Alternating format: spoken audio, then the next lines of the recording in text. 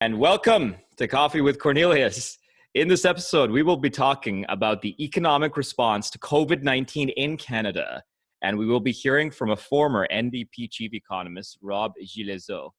Professor Gillezeau is from Ontario. He has a bachelor's degree from McMaster University and a master's and PhD in economics from the University of Michigan in Ann Arbor. He worked as the chief economist for the NDP under Tom Mulcair, and was also a senior aide to the Minister of Finance and Deputy Premier of British Columbia. Rob is currently an assistant professor of economics at the University of Victoria, and his research focuses on African-American protests and police killings of civilians, as well as the economics of North America's Indigenous peoples. Rob, thanks for joining us. Oh, my absolute pleasure to be here. Thanks so much for having me. Thank you. Rob, you have a background in both policy and academia. So could you please tell us a little bit about your background, including your work at the NDP and how it has affected your research trajectory and your work as a professor now? Yeah, I mean, that's a big question, but I'm more than happy to talk about it.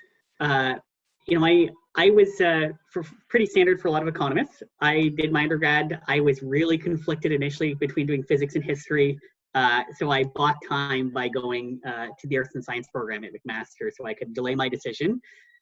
And then I kind of analytically said, heck, I'm going to just try economics. It feels somewhere in the middle of what I like, and just hit it off. So went straight from there to do my PhD at Michigan. And I was on a fairly standard academic track. I had what ended up being my job market paper after about 2 years. I was on the go, but I was active in my community. I ended up being the president of the union at Michigan. And not ironically, very much what shaped my path was we had a union drive for the research assistants. And it got you to get ugly. You tend to think that universities are progressive places, and they are, but they're also just standard employers, right? So when you have a union drive, they tend to fight it. And it got quite ugly. I actually ended up losing my first advisor over it. And so I needed a break. And so, that break happened to line up with the 2011 election. And the New Democrats formed the official opposition for the first time in their history. And I've been an NDP voter since I was 18 or 19. And so I decided, okay, let's see if I can help. And they offered me a job, and I went up and did that for 4.5 years. And then I got another advisor, finished, and went back to academia. So they just offered you a job as chief economist. That's impressive. Well, I started off kind of in the research shop, and then it turned out that I was good at it. I think that, economists, our way of thinking, optimization, our ability to optimize can give us a type of strategic mindset that can be very successful in politics. Some economists really don't fit, right? If you are a little bit too dogmatic, if you don't really kind of realize all the constraints that you're within, then it can be difficult. But right, as long as you go into politics as an economist, understanding that we're thinking about oftentimes the world of the second best, where you have this not just budget constraint, but you have this kind of policy space constraint, political constraint, then you can really thrive. So I did 4.5 years there, went back to academia, and then, was publishing away, getting back to it.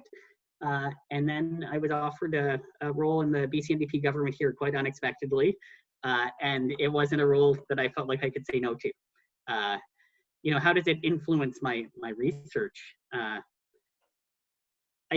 On one hand, I try to keep them very separate, right?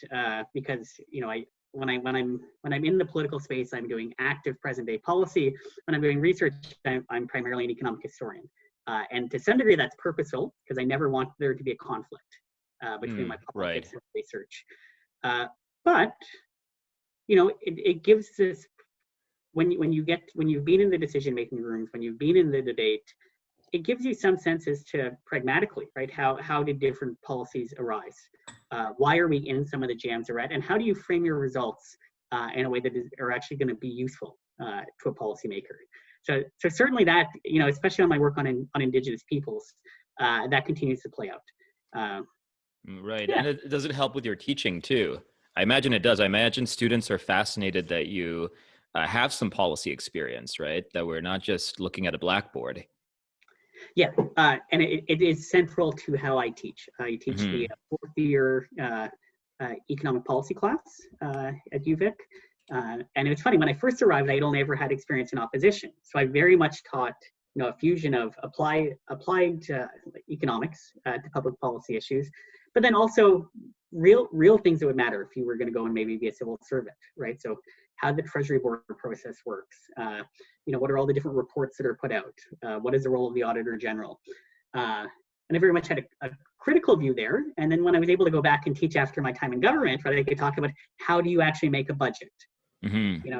Behind the scenes, obviously, I can't go into details about any individual decisions, but when do they start working on it?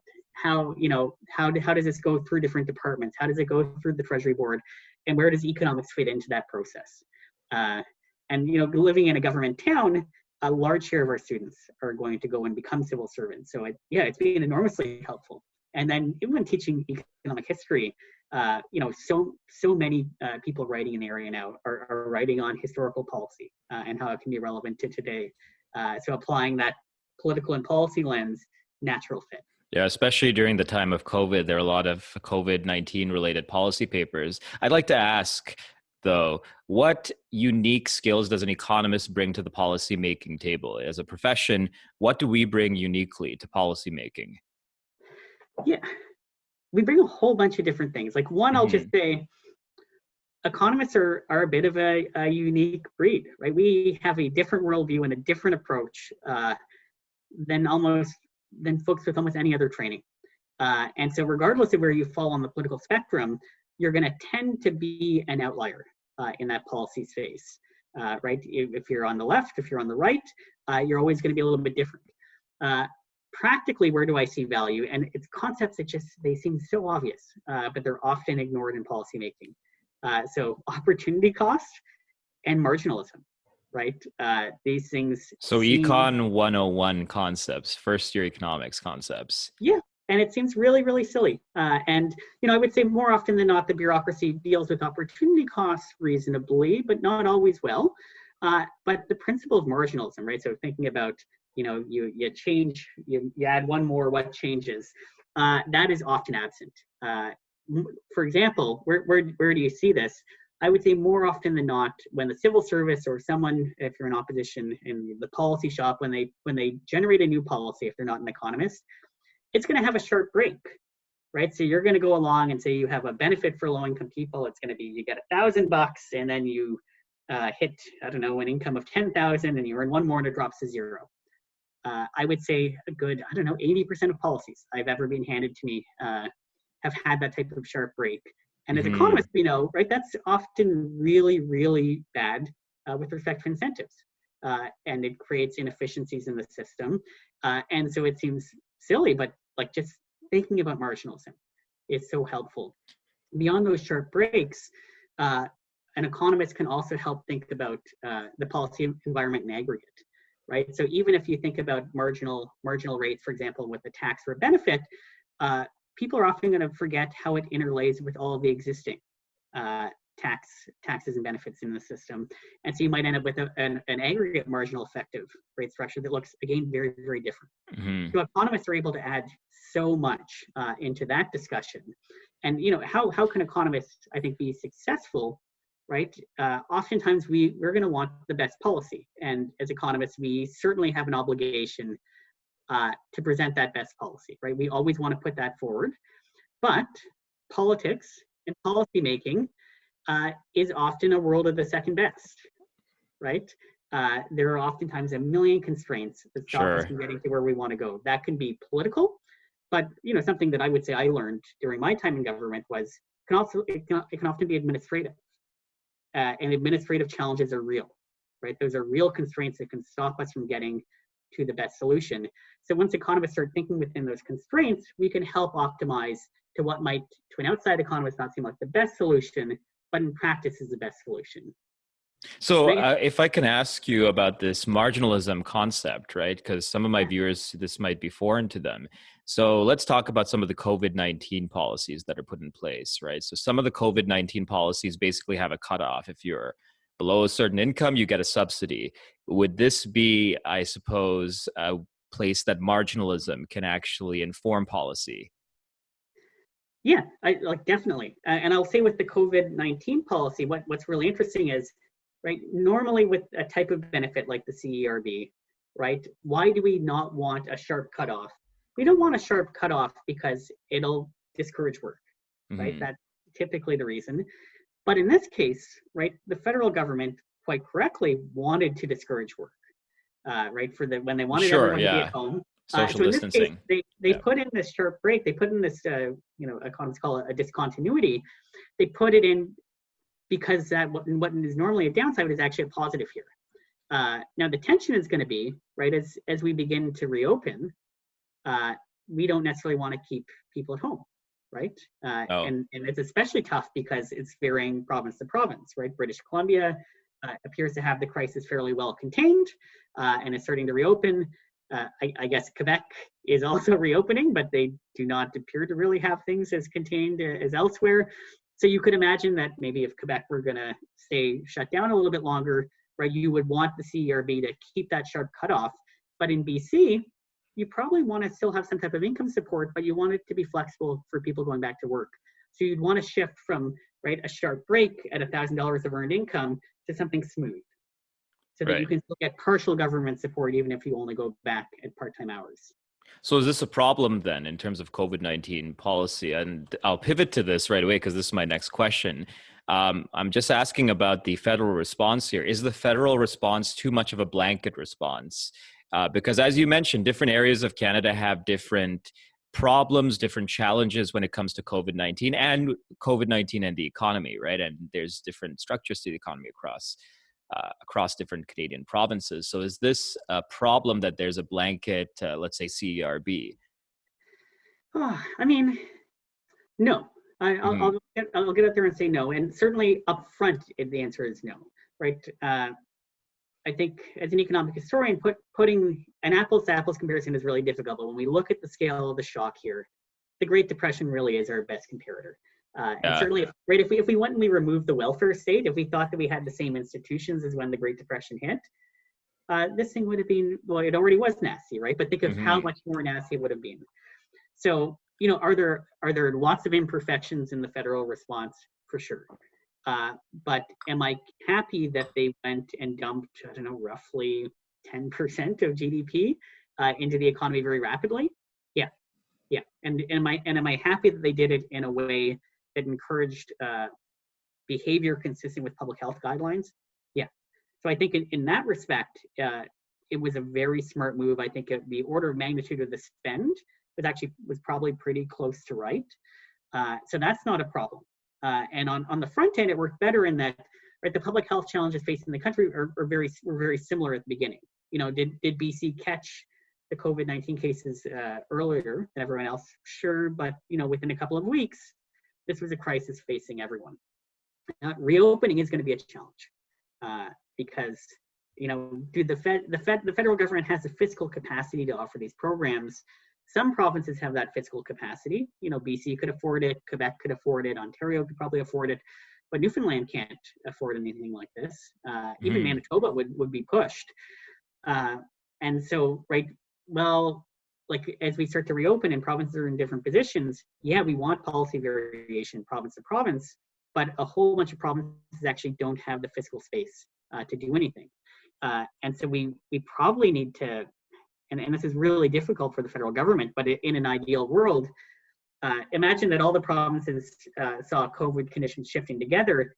Even then, as we recovered, we want to shift the CERB to have maybe be a little bit less rich and to phase out. But now what we would want would be the CERB to remain as it is, where the outbreak Right. remains bad, and then to begin to shift in other provinces. And that is a Mm-hmm. humongous legislative challenge, but it's certainly the best practice.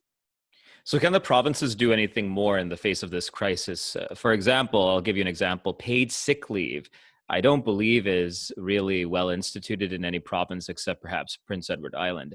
Would something like that be something provinces should maybe think about? What else should provinces think about in terms of their individual policy responses? And of course, this will vary quite a bit by province, but what are some general principles, I suppose, for provinces to look at? Yeah. So in terms of general principles, right, I would say number one, public health is the most important thing here, right? We've now seen some really interesting papers out of the United States showing that, you know, when did people start staying home? When did economic activity decline? It actually wasn't when lockdown orders went in, right? It was when the virus started to spread, and it was when the NBA decided to shut down. So we know that this is a matter of confidence. And so, right, as a general practice, anything that tackles the public health crisis, I think that in terms of the rebound is going to be number one.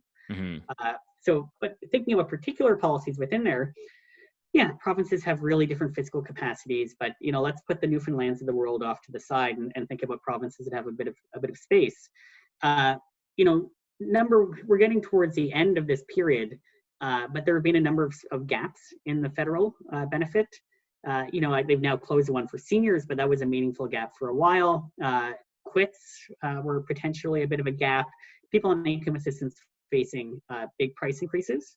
You know, I would say that certainly if I could go back in time, provinces could have done a better job at filling some of the gaps in the expanded welfare state that was created on a temporary basis. But now that we're moving on from that, gap filling less important. What's more important, making sure that we can reopen safely and having incentives here. So I have paid sick leave basically top of the list. It's a tough one in that, right, it is provincial jurisdiction for most workers. The feds have jurisdiction over that federal workforce. But in Canada, there really isn't much of an institutional history of doing this. PEI has one paid sick day per year. Quebec has a flexible policy that grants 2 days that includes, for example, family leave. But right now, you know, why is it so essential? You know, if you're a worker going in and you don't have a union, or your union contract doesn't have paid sick leave, if you stay home because you're sick, even for 1 day, right, you're getting your pay docked. Yeah, if you get COVID, for example, that would be a terrible thing you're kind of forcing people to go to work to get a paycheck, right? And spread the virus essentially. Yeah, I mean, you know, we know that this played a role in those outbreaks at the meatpacking. And so I think at all times paid sick leave is probably a pretty good idea, but I think, you know, as a compromise politically, if you just want to do it for the duration of the crisis, I mean, it makes a ton of sense. Now, what's the downside? So let's imagine we took kind of the obvious legislative route and provincial governments came in and said, sure, for any worker who's been there for at least 2 months, you get 7 paid sick days per year. You know, where does the burden fall? It falls to business. And so the reason that we probably haven't seen this introduced anywhere is that the business community, you know, obviously hard pressed, they're in rough shape, and they're also going to be fearful that this would be permanent. So you can deal with the permanence concern if you want to by saying this exists for the duration of the crisis. But then you know, provinces or the federal government can fiscally cover them, right? So the feds have fiscal space, even though they have spent extremely generously. They could easily come in and say, your EI premia that we deduct from paychecks, if you offer paid sick leave to your rent or 60%, you know, they could have some cost share of the actual value of the paid sick leave that the employee takes. So that way you have administrative efficiency in that, right, by having the firm offer this paid sick leave, right, as required for the provincial code, they actually get their paycheck kind of live, right, or they get their sick pay live on their paycheck. And then on a semi-frequent basis, they get that remitted to them by the federal government or by a province. I think that is by far the most elegant fit. And, you know, I think reasonable policy in regular times, but I think the externalities there, right, are potentially huge right now. So we're going from the federal government to the provincial government. Just briefly, could you touch on what municipalities can do? The Niagara municipalities, where I am, you are in Victoria. What can municipalities do in general? As you know, again, general principles is what we're talking about here, and of course, this will vary considerably. I mean, what Iqaluit up in Nunavut does is going to be very different from what Toronto does, right? But what are some general principles that municipalities can adopt in the face of COVID-19? Right off the bat, and I should have mentioned this under the provinces, municipalities, in terms of what they can do, are constrained by the province, right? So what are we going to see across the board? Municipal revenues are drying up. especially in medium to large cities. Parking revenues are huge. Those have dropped off a cliff. So they are in a constrained fiscal space, and they aren't allowed to run deficits typically. And so we've seen a couple of provinces go and enable municipalities to run deficits. In a perfect world, they would get some emergency transfers to help weather the storm from provinces. But deficit spending is almost as good as that. So in terms of best practices, number one, right, we are in a deep recession. Don't lay off people, right? If you want to lay off people for an ideological reason down the line, sure, go do it then. Don't lay off people now. Right. Right. That is one of the worst things that I think a municipality could possibly do. Two, right, municipalities actually have really broad powers over public health. Right, it is one of their most important areas in terms of the division of powers. So thinking about policy measures that take advantage of local knowledge and of the fact that provinces struggle to act at a very small scale. So in Victoria, because of our climate, there's a long history of having a fairly large tent city population, right? So the municipality made the wise decision to very early on institute a bunch of, to find a safe space for those tents, to ensure there is distancing, to offer safe facilities for their use. And then was able to work alongside the province to end up start getting them into hotel spaces. So that's one example. Two, we're seeing a lot of municipalities support distancing measures by repurposing spaces. I think that's a really practical thing that, again, is outside of the scope of a province to do. I think there are going to be interesting opportunities for them in the rebuild period, because I think the V-shaped recovery is unlikely to happen, and I think that we're looking at at least a 1 to 2 year recovery from the recession. And so there are a lot of nascent policies that are being rolled out by Ottawa that don't necessarily have a lot of meat on the bones, right? So we've seen this, in theory, Ottawa is launching a national service program. It actually has no firm details other than a dollar allocation, and it was mentioned in their announcement on youth. Municipalities could play a huge role there, right? Either through tapping into those funds or tapping into summer jobs funds from the feds. Any municipality with a local university or a local college, right? Most of the students are out of work this summer. If there is work, for example, in the park system, things that can be safely done, right? Municipalities can identify those projects and actually turn, right, a federal project that practically they probably are going to struggle to roll out. They could actually get those funds used in a good way on the ground. So actually kind of reaching out to the other levels of government when they have these policy ideas that are going to really be a struggle for them to roll out in the time frame they've indicated. And to be honest, just creativity, right? Finding gaps and filling them. So, I know something that a number of us talked about was the idea of, municipalities who have some control over their transit systems. You have buses that you aren't using. You can use them to deliver groceries because there are still queues in some cities of weeks to get groceries. I think that's a great principle, I think, to adopt not only at the municipal level, but even at the provincial or federal level, if possible. Much of your research, Rob, involves the economics of Indigenous peoples of North America. So a lot of Indigenous communities in Canada may not have public health or medical resources to be able to tackle COVID-19. At the same time, they are isolated communities quite frequently. How are they dealing with COVID-19? How's the First Nations and Native and Indigenous peoples of Canada dealing with it? And is their relationship with the federal government, with Ottawa, a constraint on their ability to act? Yeah, so I'll be upfront. I think right off the bat, it's hard to give you a firm answer because of data challenges. Right, we know that there are over 100 cases in Indigenous communities right now, but I don't have any sense as to the amount of testing. So I don't think we know the real story. If I had to take an educated guess off of the limited data that we have, it looks like Indigenous communities in Canada are weathering things pretty well. What's the big risk factor? And the federal government has identified this. If there is a major outbreak, right? If we either we miss it or if something were to happen in the future, the public health facilities there are not have never been appropriate, and right, it could spiral really badly. So I think it's telling that the federal government has looked at mobilizing the military to assist here. I think it's, that's a mark on how the state has failed in meeting their obligations to Indigenous peoples. But hopefully, fingers crossed, the geographic remoteness of so many communities is serving as a safeguard.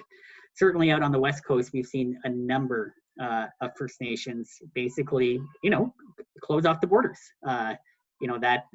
Especially where we have a lot of unceded territory here, that degree of sovereignty does offer some protection. Now, if we look south of the border, things are awful. So we have over 60,000 tests in Indigenous communities in the United States. There are over 6,000 cases in Indian country in the U.S. Wow. And there are 3,700 cases in the Navajo territory alone. So it is, especially with the Navajo, it has just spiraled. And they have huge challenges, right? There are huge challenges here, but in the U.S., in that first stimulus or the first aid package that was rolled out, none of the dollars have actually gotten to Indigenous communities. It's all being held up in politics. A lot of the, the kind of sovereignty and that we kind of, to some degree, I don't want to say take for granted, but has been to some degree accepted here, is being fought in the United States. So a number of nations have tried to, basically close their borders to stop disease spread, and they've been challenged by state governments, saying that isn't something that they can do. And the infrastructure there is no better than here, right? Yeah. So that it is an awful situation that, looks like it's going really badly. Especially in the United States, there's just a myriad of also state responses, right? So very much people living on reserve in the US are subject to state response, and we have states that never locked down, reopened really early, that are constraining their ability to act, that are allowing them to act. So I actually, along with my colleagues Donna Farrer and Maggie Jones, just tossed in a Michael Smith grant to study this. On both great. sides of the board.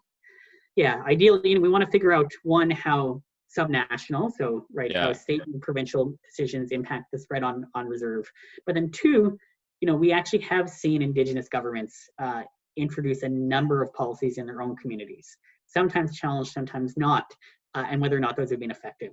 But this is a big question mark, and obviously there is the possibility that things could go extremely badly.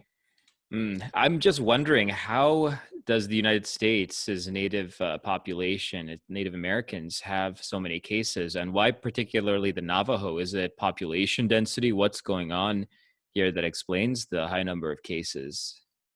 Yeah, it's entirely unanswered. Yeah. I think that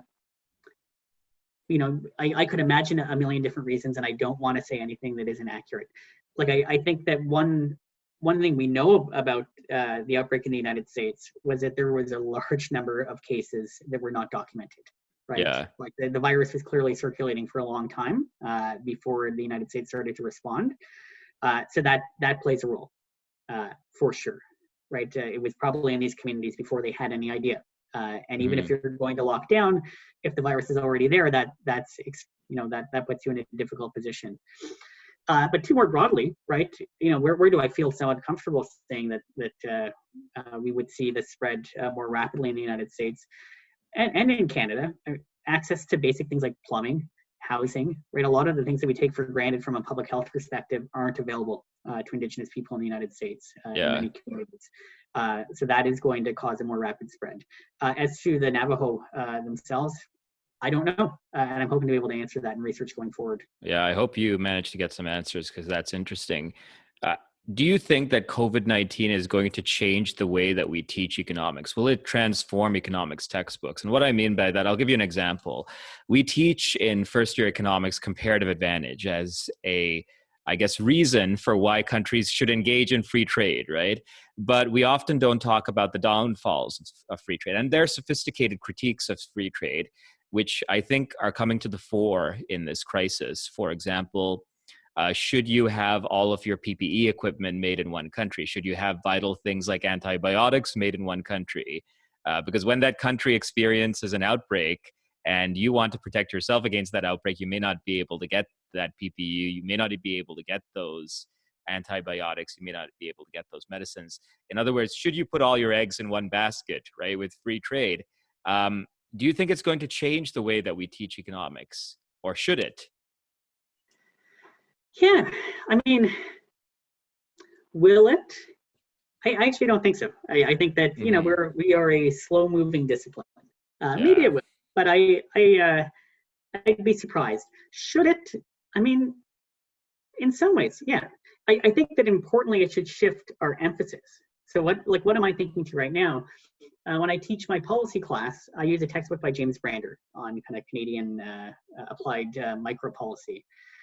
And when Brander lays out the reasons for government intervention, we have market failures and redistribution. National security is one of the reasons. And I think that as economists, right, when we think about national security, we're like, yeah, we're going to put the fighter jets and the tanks over in this corner, and we're not going to. Right. Yeah. And that's fine, but I think building on your point, maybe we should take that a little bit more seriously. Yeah. Right. So I often get criticized within my own kind of political grouping in that I'm an economist and I like trade. I think trade is valuable. But right there, I think it's become pretty clear that there is a national security dimension related to the public health crisis, and that wasn't taken seriously, right? When you talk about does everyone necessarily need their own PPE factory? Maybe no, but right, do you want to make sure you have the capacity to retool an existing factory to make your own PPE? Sure, absolutely, right? So I think that certainly for policymakers, I think there is going to be they're going to change how they view this. I think economists might be a little bit slow, but certainly those of us at the intersection of economics and public policy, I think, have a responsibility to make sure that that notion of security, national security, is broadened. Yeah, I am curious to see. I think that there is this broader backlash happening right now against globalization. Right, I think it predates the crisis. Yeah, but I think the crisis is certainly going to cause it to accelerate. We've seen politicians across the spectrum saying that we need to bring production home. Like, I was really surprised to see Jason Kenney out, I think yesterday, saying, yeah, we need to stop getting our manufactured goods from China. We need to build them here. You very much echoed Tom Mulcair circa kind of 2013. Yeah, sure. So, I mean, on the left too, I guess this is happening too, where is there a populist backlash against globalization on the left that you are witnessing right now, even in Canada, let's say? Yeah, I think there's a populist backlash on the left and the right against globalization. I see. And I mean,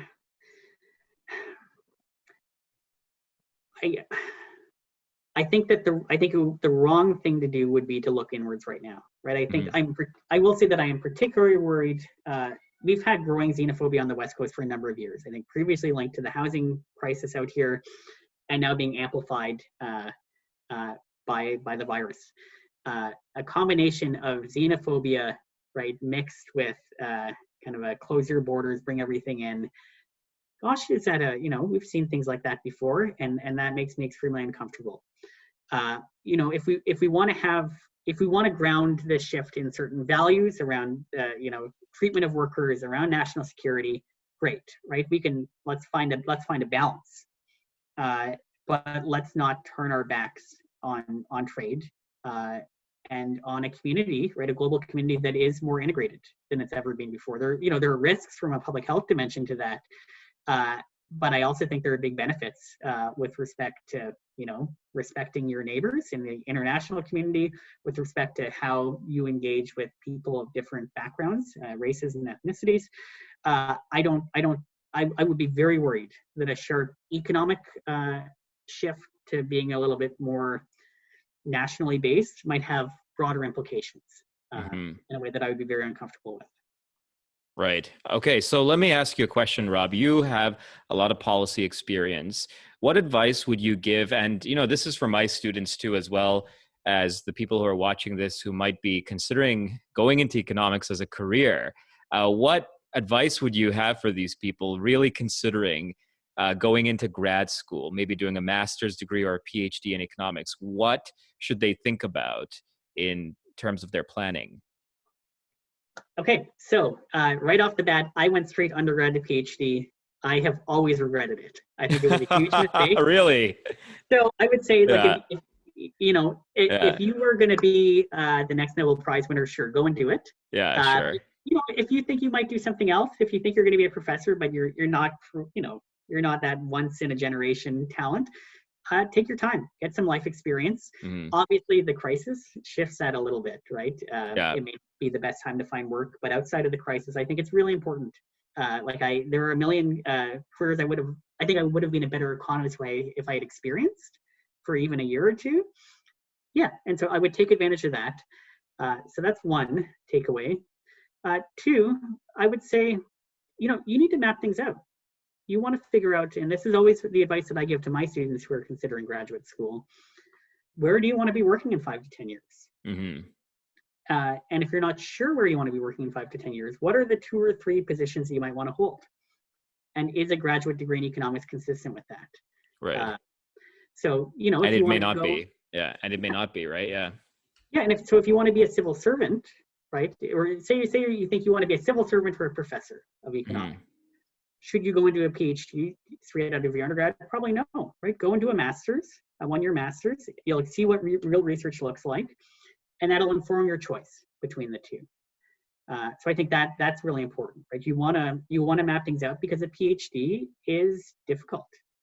It takes a huge chunk of your life. It is, the first year is hellish, right? Yeah. It's not It, pleasant. even if you do well and you thrive, it's not great. And then the middle is pretty fun, and then the end can drag out and also be a little bit unpleasant. So this is not an easy venture, and it is not safe. And they're right. A lot of people aren't getting tenure track jobs anymore, and so you need to be aware of that. Now, and then my last point would be, right, if you're really leaning towards going, like, figure out what research you actually want to do. Like one thing that I saw a lot of colleagues suffer from when they were doing their PhDs, and a lot of these folks have in the end left academia, right? They went with, I like the idea of economics, I like talking about economics, and I'm just going to go and find an advisor and I'm going to do whatever they do. Those folks are often really unhappy. Sure. Right? Yeah. You want to go in, even if you want to pick research that you are passionate about, that matters to you, that matters to your community, that you will care about for a large share of your life. Even if you move on, you'll always want to be proud and interested in the research you did. Hmm. And if you just tack on to someone, that's probably not going to be the case, right? So advisors, in my experience, advisors love it when people bring their own ideas to the table. They love that creativity. Hmm. They like the chance to kind of toy around with something that is a little bit different than they did. Obviously, it's Yeah. better if you're related, but you kind of want to figure that out. And so, if you're thinking about, if you're an undergrad, if you're thinking about going to do a PhD, but you're not sure about the research, really think about taking the time to do a master's and find a research agenda there, so that when you hop into the PhD, you're ready to go, because you're going to do a lot better.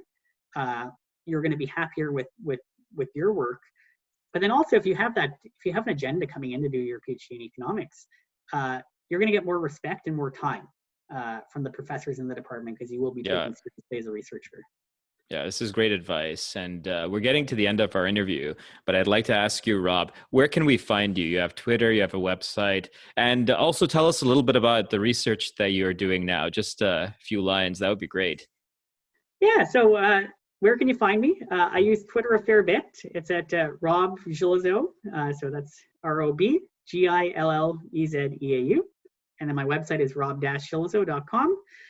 Research that I'm doing nowadays. I'm doing a number of projects on the economic history of Indigenous peoples. So we're finishing up some work on the impact of the near extinction of the bison on Indigenous peoples.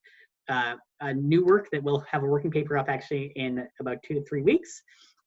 We're looking at, myself and Doctors Fair and Jones, we're looking at the impact of the signing of historical treaties between the Crown and Indigenous peoples on long-run outcomes and on traditional activities.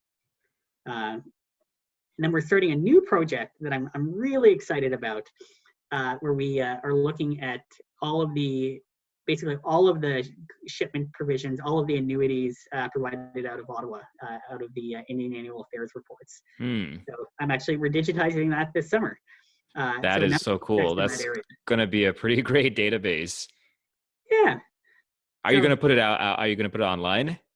yeah, so I have a strong belief in all of my research that I make data publicly available. So for example, I also just applied along with Donna and Maggie for a COVID-19 grant from the Michael Hmm. Smith Foundation to look at Indigenous and subnational policy responses and how it impacts spread on reserve. And in that case, we would be assembling a data set of all Indigenous government policy responses to the virus, and we would be making that publicly available. Well, that is great. I look forward to reading this work, and I enjoy your work. I love your work, Rob. Thank you for joining us today, and I hope you take care and stay safe. You as well. A real pleasure, Cornelius. Have a good one. Bye.